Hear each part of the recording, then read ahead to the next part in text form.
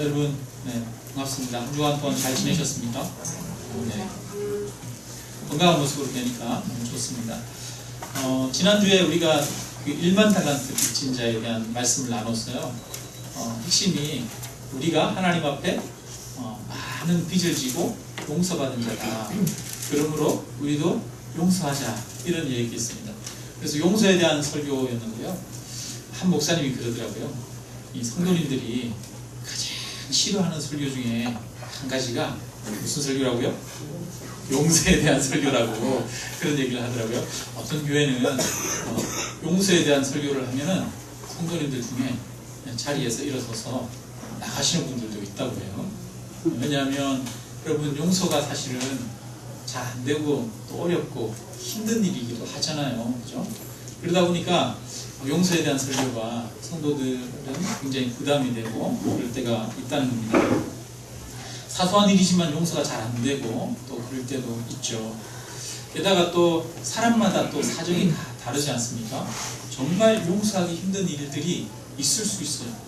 어떤 사람은 뭐 그냥 사소하게 뭐 다툰 일들, 이런 일들, 감정 상한 일들, 이런 일들이 있을 수 있지만 어떤 사람들은 뭐 큰 예를 들어서 돈을 떼였거나 아니면 또 큰 범죄 희생자가 되거나 피해자가 되거나 그런 경우도 있을 수가 있죠.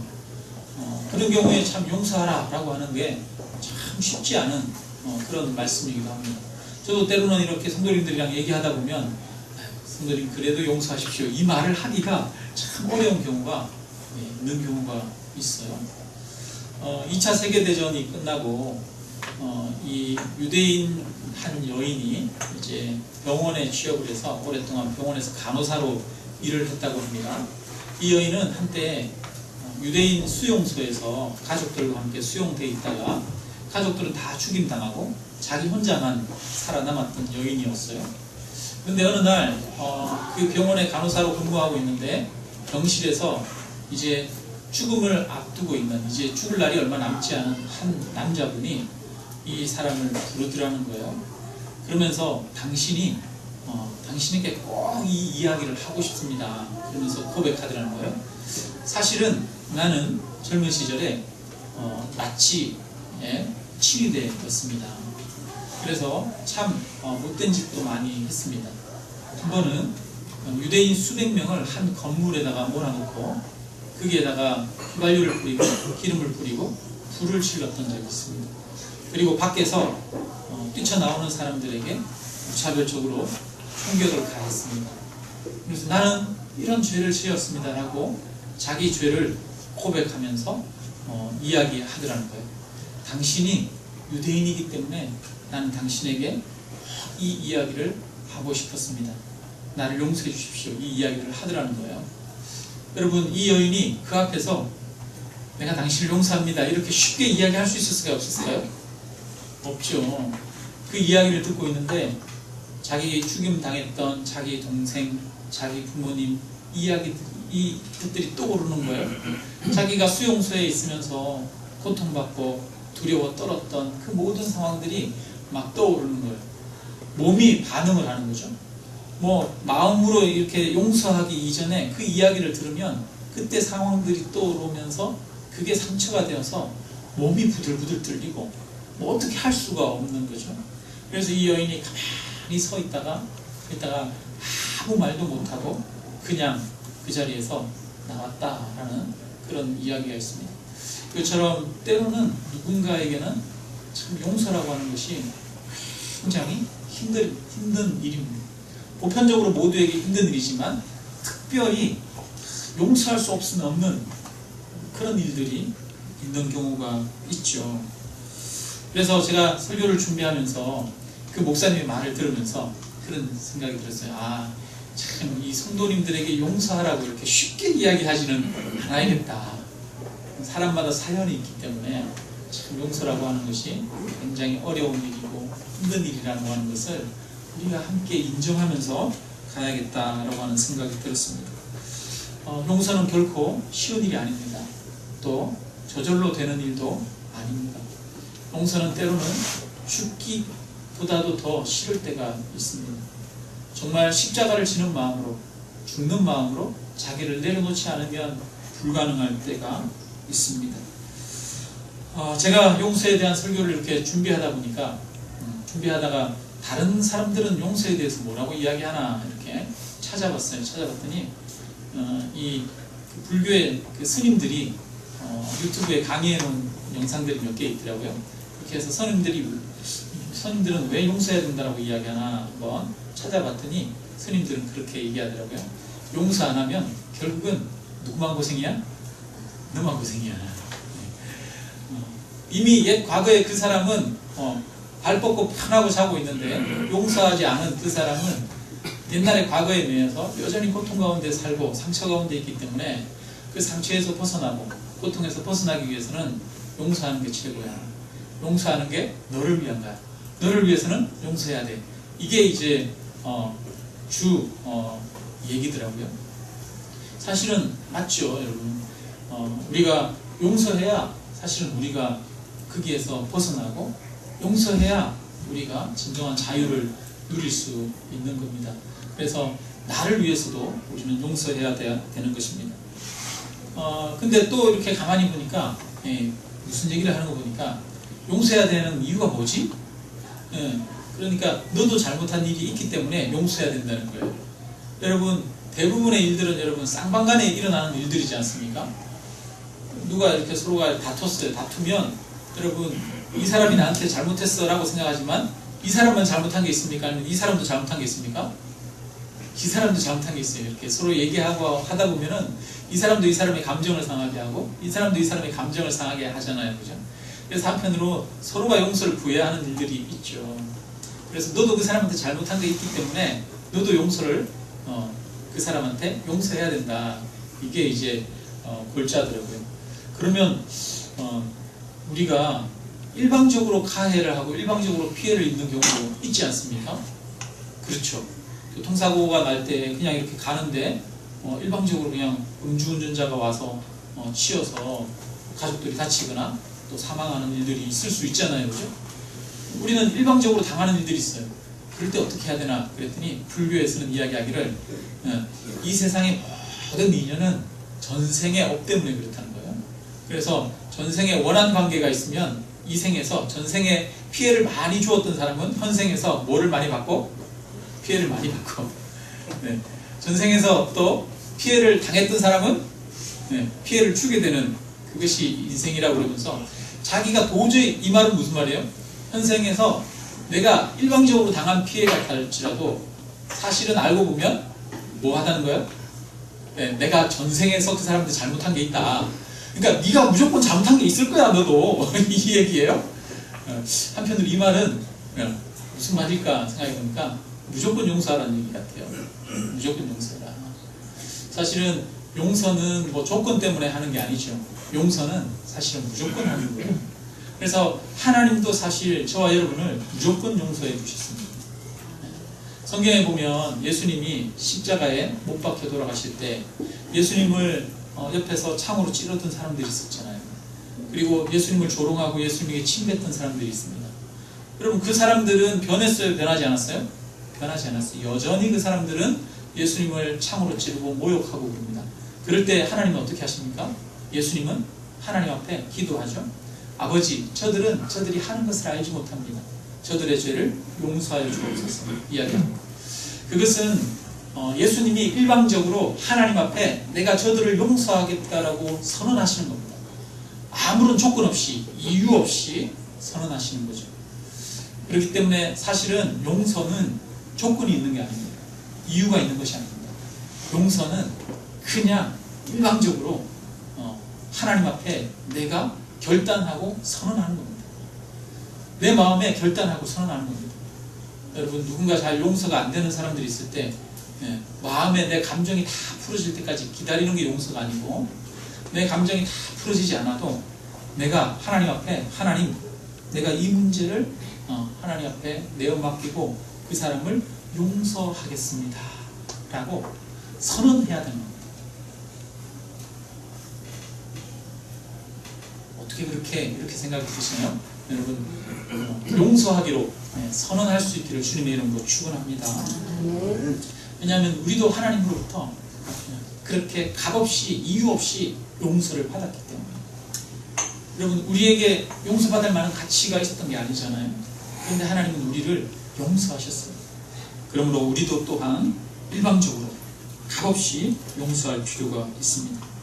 무조건 선언해야 하는 것입니다. 그런데 여러분, 사람들이 용서와 화해를 착각하는 경우가 있어요. 용서하면 그 사람과 완전히 화해를 이루어야 한다고 생각하고 있어요. 그러나 그렇지 않습니다. 용서는 내가 내 마음에서 하나님과의 관계 속에서 그 사람을 용서하기로 결단하는 거예요. 그러나 화해는 뭐냐면 여기에서 더 나아가서 그 사람과의 관계를 회복하는 거예요. 여러분, 관계를 회복하는 것은 될 때도 있고 안 될 때도 있어요. 그리고 용서는 무조건 하는 겁니다. 무조건 하는 거지만 화해는 무조건 하는 게 아니에요.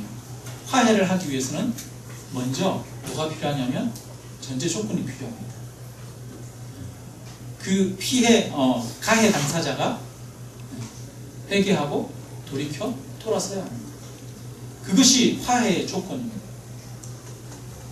하나님은 우리에게 서로 용서하고 또한 화해할 것을 요구하십니다. 예전에 여러분 한때 유명했던 영화가 있어요. 유명했던 영화 중에 용서와 화해를 이야기하면 꼭 떠오르는 영화가 있죠. 혹시 안 보신 분들도 있겠고 보신 분들도 있겠는데, 영화 중에 밀양이라는 영화가 있습니다. 이 밀양이라는 영화 보면 전도연이라고 하는 여자 주인공이 있는데, 이 사람이 혼자서 이제 아이를 키우고 있었어요. 밀양 지역에서, 경상남도 밀양에서 아이를 키우고 있는데, 이 자기 아이가 유괴당했어요. 그래서 유괴범이 이 아이를 데리고 와서 죽여버렸어요. 하천에다가 버렸어요. 근데 이제 이 유괴범이 나중에 잡혔습니다. 정말 혼자서 이 하나뿐인 아들을 키우고 아들을 의지하면서 그렇게 지냈는데, 그럼 그 아들이 죽어버렸으니까 얼마나 마음이 힘들고 아프겠습니까? 그래서 주변에 사람들이 와서 그에게 위로하고 권면하고 그렇게 해서 이 사람이 이제 교회를 다니게 됐어요. 교회를 다니다 보니까 하나님의 용서를 이야기하는 거예요. 하나님이 우리 죄를 용서하셨습니다. 우리도 다른 사람의 죄를 용서해야 됩니다. 그런 이야기를 하는 거예요. 그러니까 이 전도연이 굉장히 마음에 용서하기 힘들었지만, 그래 나도 용서해야지, 이런 마음이 이제 들었어요. 그래가지고 나도 교도소에 찾아가가지고 내 아들을 죽인 그 살인마에게 내가 당신을 용서한다 라고 이야기해야지. 그리고 성도들이랑 같이 이 교도소를 갔어요. 그래서 이 접견실에 가가지고 갔는데, 전도연이 앉아서 기다리고 있는데 이 살인자가 나오는 거예요. 근데 살인자가 여러분 어떤 모습으로 나와요? 이렇게 막 고개 콕 숙이고 자기 죄를 참여하는 것처럼 그렇게 나와요? 아니면 어떻게 나와요? 고개 빳빳이 들고, 얼굴에 기름기가 잘잘잘잘 흐르고, 그 다음에 또 웃으면서 편안한 모습으로 나오는 거예요. 그렇게 편안한 모습으로 나와서 얘기를 하는 거예요. 전도연에게. 저는 여기서 참 자유를 얻었습니다. 제가 여기서 하나님을 믿어 제 죄 용서함을 받았습니다. 그러면서 저는 하나님의 자녀가 되었습니다. 이런 얘기를 막 하는 거예요.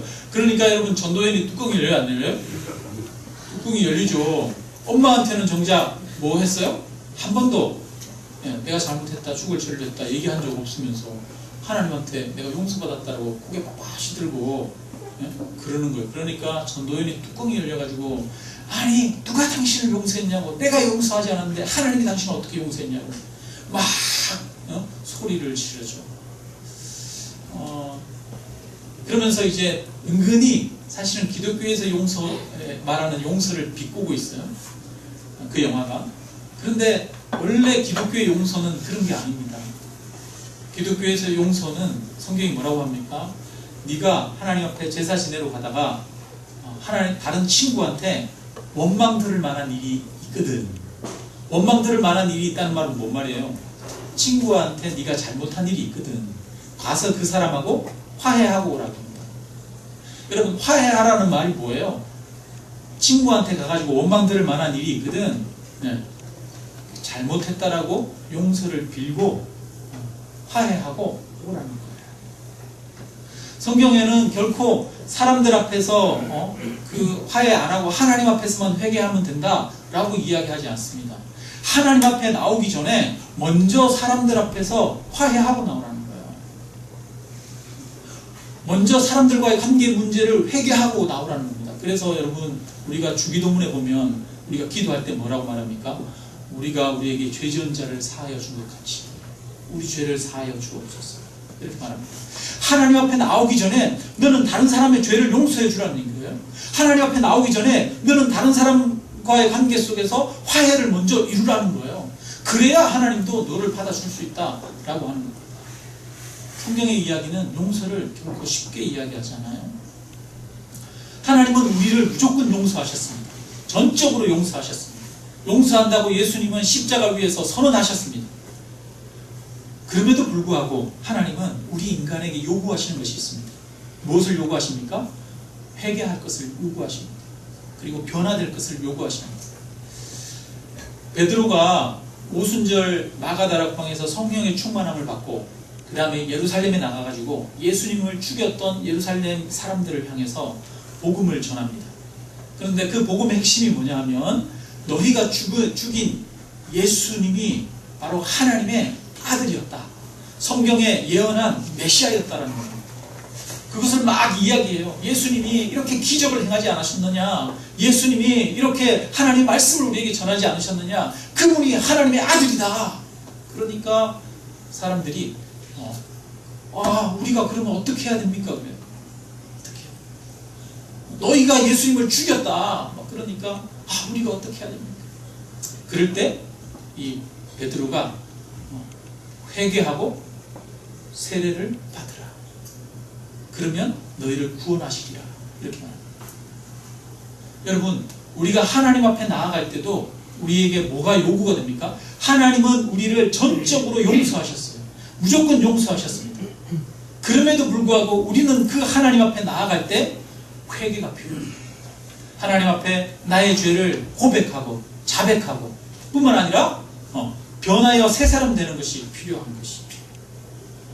그것을 통해 하나님과 진정으로 화평을 이루는 거예요. 화해를 이루는 거예요. 여러분, 마찬가지입니다. 사람들과의 관계도 마찬가지예요. 사람들과의 관계도 용서는 일방적으로 하는 거예요. 한쪽에서 피해자가 용서할 수 있어요. 일방적으로. 그러나 진정한 화해가 이루어지기 위해서는 가해자가 용서를 구해야 하는 거예요. 회개해야 되는 것입니다. 오늘 우리가 읽은 본문이 바로 그런 내용을 잘 보여주는 내용이에요. 여러분, 오늘 이야기는 요셉의 이야기입니다. 요셉 잘 아시죠? 이 야곱이라고 하는 사람이 있었어요. 이 야곱에게는 형제가 몇 명이냐면 12명이 있었어요. 12명이 있었는데 그 12명 중에 이 요셉은 11번째 아들이에요. 근데 이 자기가 제일 사랑하는 부인, 네 부인 중에 제일 사랑하는 라헬에게서 낳은 아들이에요. 그래서 그 아버지가 이 요셉을 특별히 아껴서 이 아들에게 채색 옷을 입혔어요. 여러분, 채색 옷을 입힌다는 것은 그 당시에 그가 상속자라고 하는 그런 의미가 있어요. 여러분, 형들이 몇 명 있습니까? 지금 10명이 있어요. 근데 지금 요셉은 몇 번째예요? 11번째잖아요. 이 11번째 아들을, 그리고 아직 성년도 아니고 아직 어린애잖아요. 어린애인데 그 11번째 아들에게 뭘 입혔어요? 채색 옷을 입히고 얘가 내 다음 후계자야, 이런 식으로 못 박아놓은 거예요. 여러분, 그러면 형들이 기분 좋아요, 안 좋아요? 안 좋죠. 네.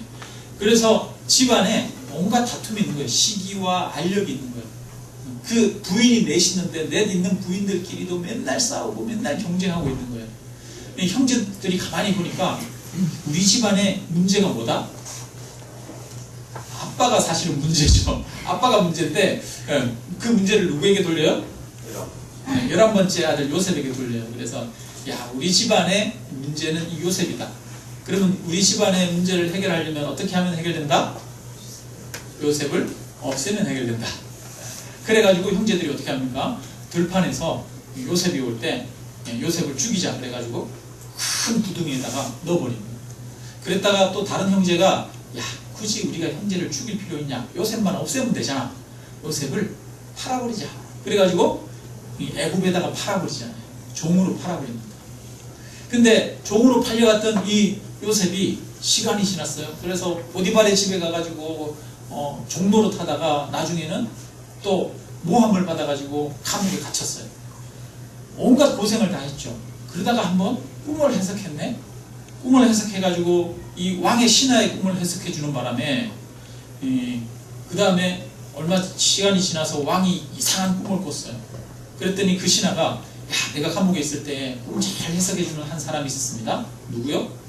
요셉. 그래가지고 이 요셉이 결국은 왕의 꿈을 해석해주고 총리가 되잖아요.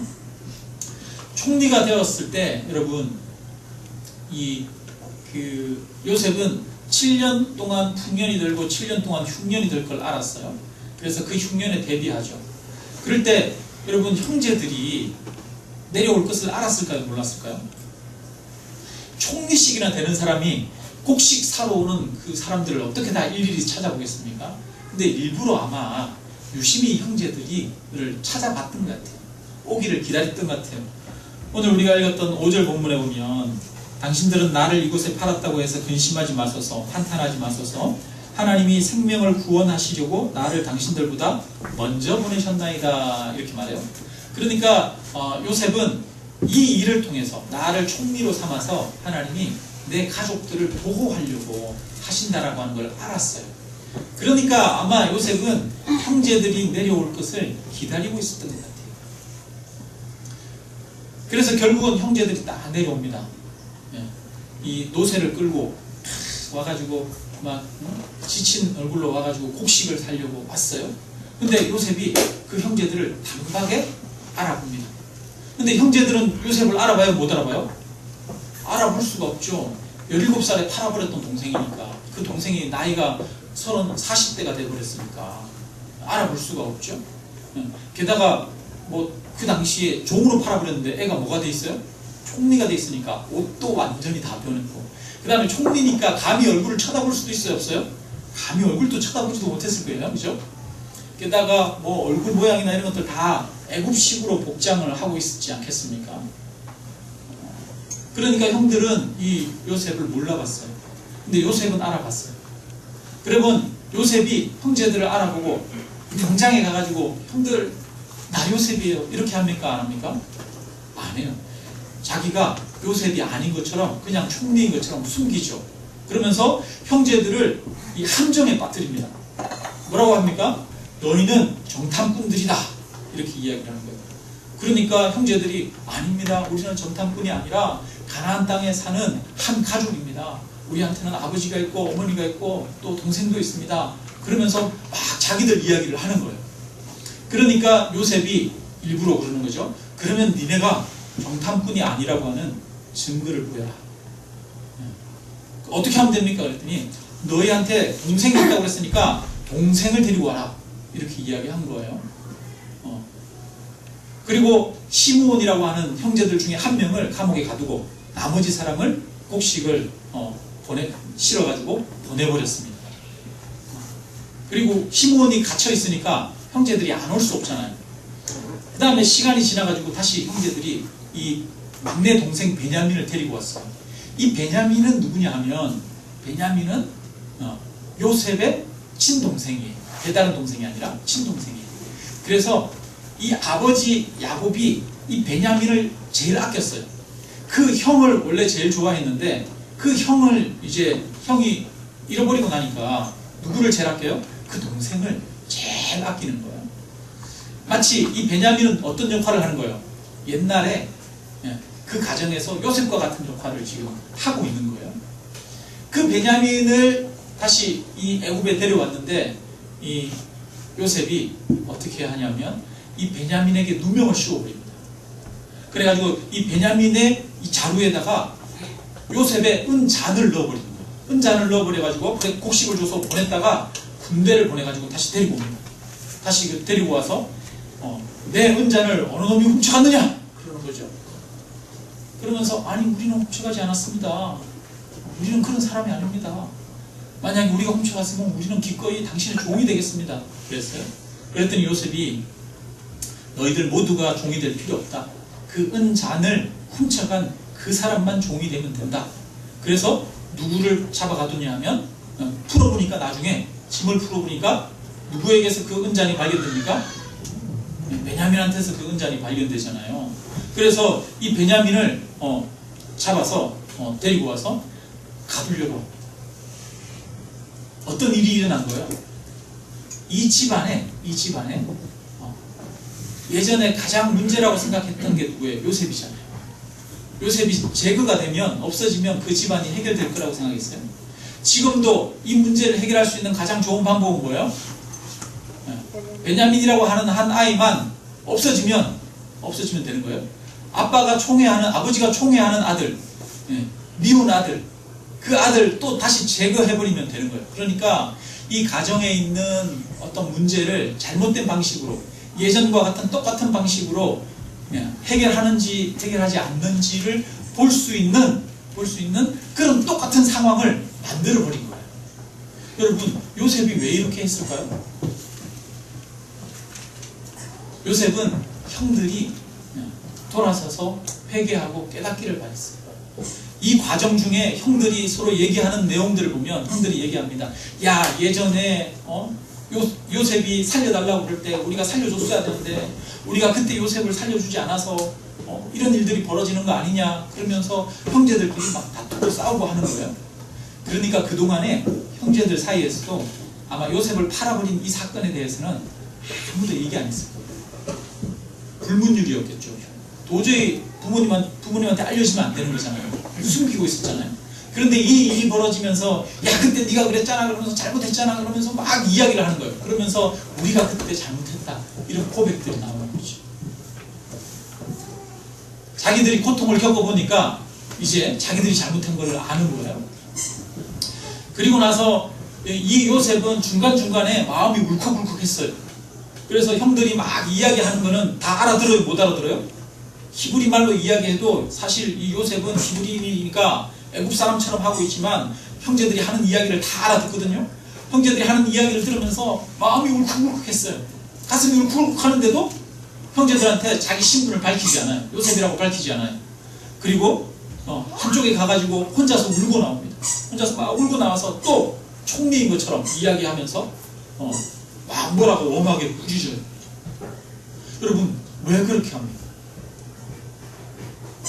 형제들이 자신들의 지난 과거를 회개하고 다른 방식으로 일을 해결하는지 아닌지를 보는 거예요. 요셉이 나중에 형들, 내가 바로 요셉입니다, 이렇게 이야기하는 때를 보면 언제 하느냐 보면 유다가 그 형제들 중에 유다라고 하는 그 형 중에 한 명이 이 베냐민을 잡아 가둔다고 그러니까 이렇게 말합니다. 베냐민을 잡아 가두면 안 됩니다. 베냐민은 우리 아버지가 제일 아끼는 아들입니다. 베냐민을 데리고 가지 않으면 우리 아버지도 죽어버릴 겁니다. 우리 아버지가 이 베냐민이랑 생명이 연결되어 있습니다. 그러니까 차라리 저를 잡아 가두시고 이 베냐민 동생은 보내주십시오, 이렇게 이야기하는 거예요. 여러분, 옛날이랑 요셉을 팔아버릴 때랑 형들이 변했어요, 안 변했어요? 변했습니다. 완전히 달라졌어요. 여러분, 그러자 요셉이 형들한테 나옵니다. 형들한테 나와서, 형들, 내가 바로 형들이 팔아버린 요셉입니다. 하나님이 나를 먼저 이곳에 보내셔서 형들을 구원하시려고 이곳에 보내셨습니다. 형들 걱정하지 마십시오. 나를 파는 것 때문에 걱정하지 마십시오. 그러면서 형들을 만나서 어금맞게 부둥켜 안고 웁니다. 여러분, 화해가 일어난 거죠. 화해. 그래서 성경은 진정한 화해가 어떻게 일어나는지를 이야기를 하고 있어요. 진정한 화해는, 용서는 피해자가 일방적으로 하나님 앞에 결단하고 용서를 선언하기로 할 수 있어요. 그러나 화해는 가해자가 뭘 해야 돼요? 죄를 깨닫고 회개해야 돼요. 여러분, 우리나라에 보면 아직도 해결되지 않은 문제가 있죠. 위안부 문제. 여러분, 일본이 우리나라의 여인들을 끌고 가서 성노예로 그렇게 2차 대전에 그렇게 학대하지 않았습니까? 그 문제 때문에 지금도 여전히 일본을 향해서 일본 정부는 사죄하고 공식적으로 배상해라 라고 요구합니다. 여러분, 그런데 일본 정부는 공식적으로 자신들이 사죄합니까? 안 합니까? 안 합니다. 여전히 일본 정부는 이 위안부는 성노예가 아니라 그 돈을 벌기 위해서 온 애춘이라고 이야기를 합니다. 그러니까 사과하는 거예요? 사과하지 않는 거예요? 사과하지 않는 거예요. 사과하지 않으니까 화해가 일어날 수 있어요? 없어요? 일어날 수 없는 거예요. 마음에서 용서는 선언할 수 있지만 진정한 화해는 일어나지 않는 것이죠. 진정한 화해는 자기 죄를 고백하고 용서를 구할 때 일어나는 거예요. 부부관계도 그렇잖아요. 부부관계도 보면 서로 이렇게 막 다퉜어요. 싸웠어요. 다투고 나면 그러잖아요. 아내가 남편한테 막 따지면 남편이 귀찮아가지고 나중에 뭐라고 그럽니까? 아이 그만해, 알았어, 내가 잘못했어, 미안해, 그러잖아요. 그러면 여러분 그 다음에 꼭 아내가 하는 말이 뭡니까? 뭐 잘못했는데 그러잖아요. 그죠? 뭘 잘못했는데? 여러분 내가 잘못했어 미안해 라고 하면 해결이 되는 거예요? 아니죠. 뭘 잘못했는지를 이야기해야 풀어지는 거죠, 마음이. 그래서 우리는 그렇게 얘기해야 됩니다. 내가 아까 당신한테 그런 것도 못해? 바보같이 이렇게 이야기한 거 내가 잘못했어. 내가 당신을 무시하는 말을 했어. 당신이 그것을 못한다고 해서 당신이 바보는 아닌데, 사람은 누구나 잘하는 게 있고 못하는 게 있는데 내가 당신한테 화를 내고 과하게 반응했어. 나를 미안해? 나를 뭐 해줘? 용서해줘. 네?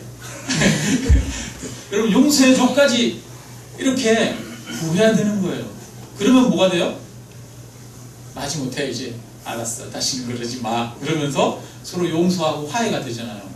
여러분 화해가 되면 이전보다 더 친밀해지고 더 깊은 이해를 할 수 있고 더 하나가 될 수 있어요? 없어요? 더 하나가 될 수 있어요. 더 사랑의 깊은 관계로 나갈 수 있어요. 여러분 지난주에는 제가 용서에 대해서 말씀드렸어요. 그러나 이번 주에는 화해에 대해서 말씀드리는 겁니다. 여러분 우리는 하나님 앞에서 일방적으로 내가 상대방의 잘못을 용서할 수 있는 그런 용기도 필요합니다. 그러나 또 뭐가 필요합니까? 우리가 잘못했을 때 다른 사람 앞에 가서 내가 잘못했다, 나를 용서해달라 라고 그 용서를 구하는 회개의 심령도 필요한 줄로 믿습니다.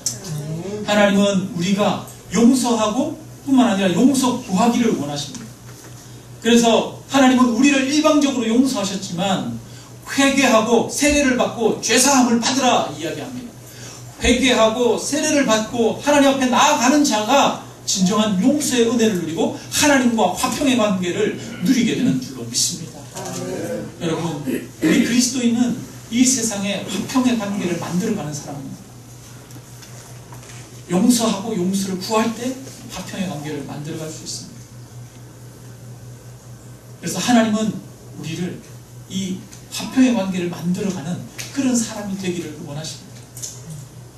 여러분 우리의 삶 가운데 하나님의 화평이, 그래서 다 깊은 사랑이 있기를 주님의 이름으로 축원합니다. 아멘. 용서하는 것도 힘든데요, 여러분 용서를 구하는 건 더 힘들더라고요. 제가 지난 여름에 아들 앞에 화를 낸 다음에 나중에 아들 앞에 용서를 구한 적이 있어요. 아들아, 뭐 내가 이렇게 해서 내가 잘못했다, 아빠가 실수한 거다, 아빠가 잘못한 거다, 미안해 요까지는 되더라고요. 미안해는 되는데 아빠의 잘못을 용서해줘 라고 이야기하는 거는 진짜 힘들더라고요. 이 말이 여기서까지 나와다가 용서해줘 이 말은 안 나오려고 그래.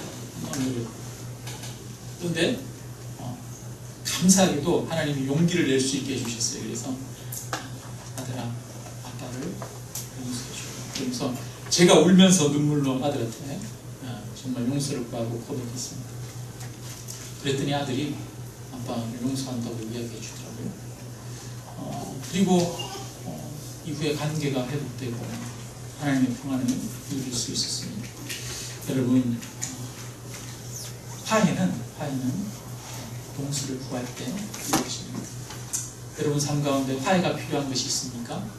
그렇다면 용서하고 용서를 구함으로 화해를 이루시는 하나님의 축복과 은혜가 있기를 주님의 이름으로 축원합니다. 우리 함께 찬양하고 함께 기도드리겠습니다. 찬송가 436장 찬양 드립니다.